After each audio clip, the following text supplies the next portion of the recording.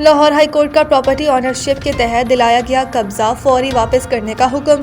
Lahore high court نے property ownership act کے تحت کی گئی کارروائیوں کے خلاف درخواستوں پر سماعت کے دوران چیف جسٹس عالیہ نیلم نے سخت ریمارکس دیتے ہوئے DRC کمیٹی کے ذریعے حاصل کیا گیا قبضہ فوری طور پر واپس کرنے کا حکم دے دیا۔ چیف جسٹس عالیہ نیلم نے محمود علی کی درخواست پر سماعت کی، جس دوران پراپرٹی آنرشپ ایکٹ کے تحت قبضہ حاصل کرنے والا شہری بھی عدالت میں پیش ہوا۔ سماعت کے دوران چیف جسٹس نے قبضہ حاصل کرنے والے شہری کے وکیل سے استفسار کیا کہ آپ غلط فیصلے کا دفاع کیسے کر سکتے ہیں۔ وکیل نے موقف اختیار کیا کہ ڈیسیز کے ماتحت قائم کمیٹیوں نے اپنے اختیارات سے تجاوز کیا، جس پر چیف جسٹس نے ریمارکس دیے کہ پہلے قبضہ واپس کریں پھر مزید بات ہوگی۔ چیف جسٹس نے یہ بھی کہا کہ کیوں نہ کمیٹی ممبران کے خلاف کارروائی شروع کی جائے۔